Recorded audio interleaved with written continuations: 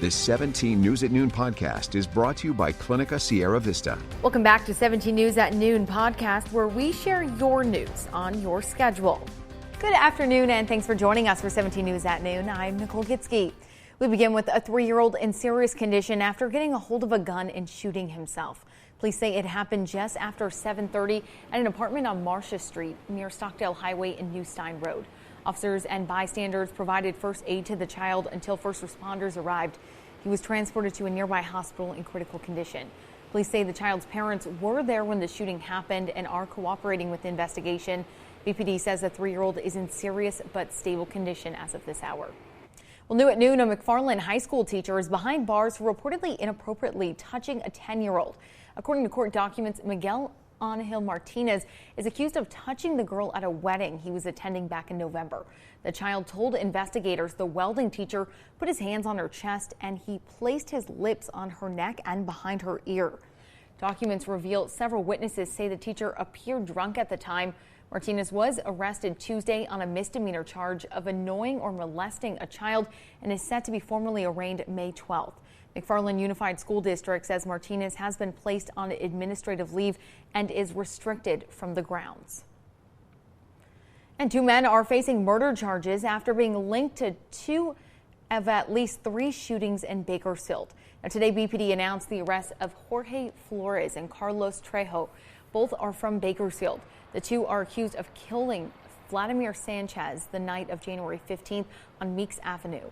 Sanchez and another man were shot on Meeks Avenue. The other man survived. Now, police say Flores and Trejo also killed Scotty Tripp at an apartment complex on Taylor Street near Bell Terrace. The shooting happened just hours after Sanchez was killed the morning of January 16th.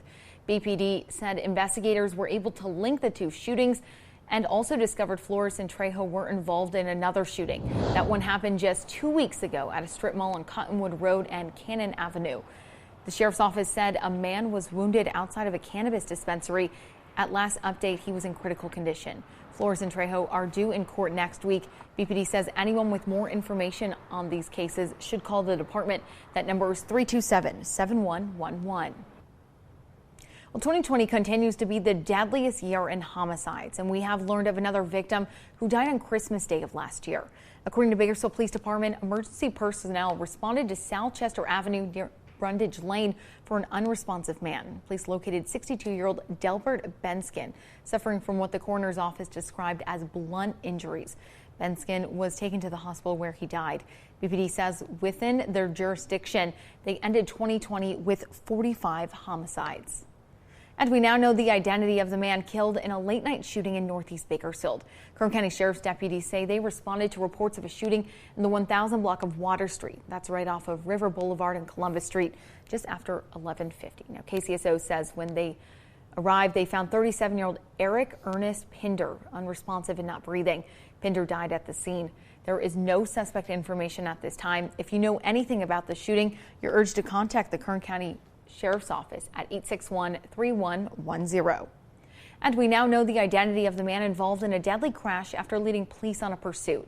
According to California Highway Patrol, officers attempted to stop a white truck on Fairfax Road near Nile Street when the 25-year-old Brandon Lewis LeMay Sr. fled.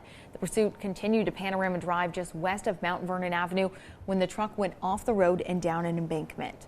The truck flipped multiple times before coming to a stop. LeMay Sr. was not wearing his seatbelt and was ejected from the truck. Now, a female was also inside the vehicle but was wearing her seatbelt. She suffered moderate injuries. And a driver is in serious condition after running a stop sign, crashing into another vehicle. It happened just before 6 a.m. on Adobe and Sandrini Road. According to California Highway Patrol, the driver of a silver Hyundai ran a stop sign, failing to yield to a red pickup truck. That truck ended up crashing into the car's passenger side. The driver of the Hyundai was transported to Kern Medical with major injuries.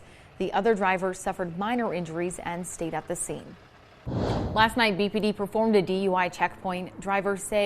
Officers say 3 drivers were arrested for driving under the influence. Another 28 drivers were cited for driving without a license. Another 25 were driving with a suspended license. In total, 47 vehicles were impounded. From our 17 follow-up file, yesterday marked 4 months and Orrin and Orson West reported missing from their home in California City.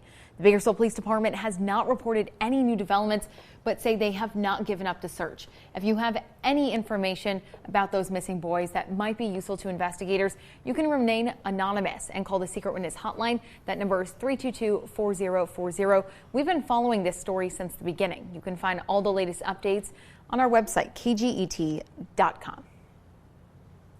And police need your help in finding a missing 64-year-old woman. Josefina Garcia was last seen yesterday afternoon on Stockdale Highway and California Avenue near the Dollar Tree. She was seen in a black shirt, brown pants, black tennis shoes, and a beige purse. If you've seen Josefina Garcia, call BPD at 327-7111. Well, now to the latest on the coronavirus here in Kern County. Kern Public Health reporting 2 new deaths today, along with 70 new cases. 1,335 lives have been lost due to COVID-19 in Kern County since the beginning of the pandemic. State data shows 30 people are in the hospital in Kern, 7 are in the ICU. In the state of California, everyone 16 years old and older are eligible for the vaccine. You can sign up by going to the state's website, that's myturn.ca.gov, or call 833-422-4255. Clinica Sierra Vista is now offering rapid COVID-19 testing and COVID-19 vaccinations. Call 833-278-4584 to make your appointment. But don't delay. Clinica Sierra Vista, putting patients first. The statewide survey is being used to determine how many people currently have antibodies against COVID-19, and Kern is one of the 7 counties participating. They're asking adults and children across randomly selected households to complete a survey and free at-home antibody test. Researchers are hoping to learn more about the virus and its effect in the state. As an incentive, residents will receive a $20 gift card for each online survey completed and another $20 gift card for each test kit. Switching gears now, let's go to education news. In a year full of lockdowns, restrictions, and distance learning, Kern High School District students will soon get the chance to walk across a stage and accept their diplomas. The district yesterday released a full schedule of graduation ceremonies, with the majority taking place on June 8th and 9th. For a complete list of dates, times, and locations, just head to our website, kget.com.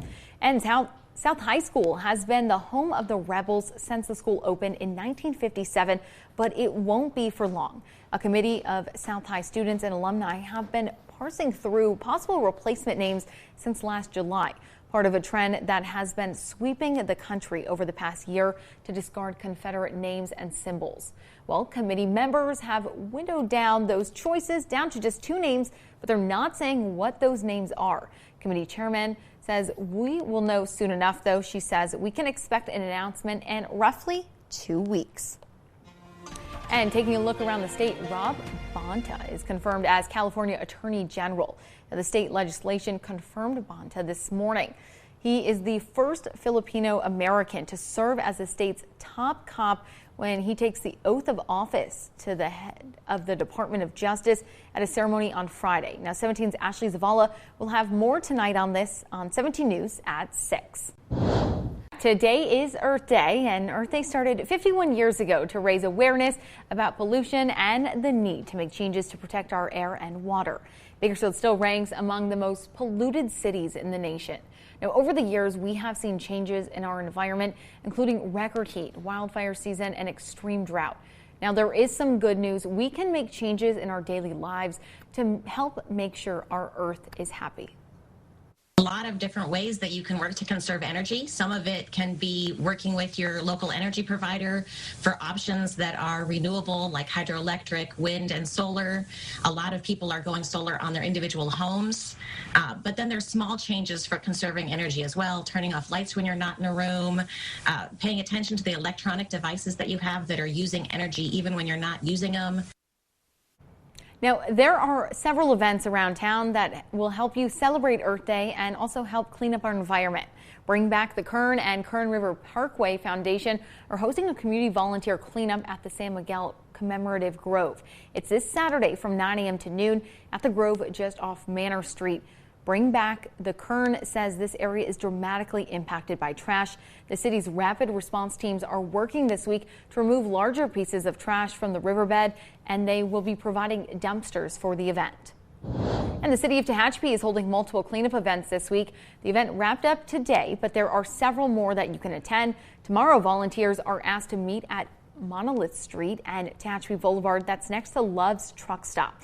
You are asked to bring trash bags, gloves, and picker tools. And then on Saturday, there will be 3 separate events. Currently, the locations have yet to be determined. If you are planning to attend Saturday's events, call the number on your screen. Both cleanup days run from 10 a.m. to noon. The 17 News at Noon podcast is a production of KGET and Nexstar Media Group. For more on all of the headlines in today's show, head to kget.com.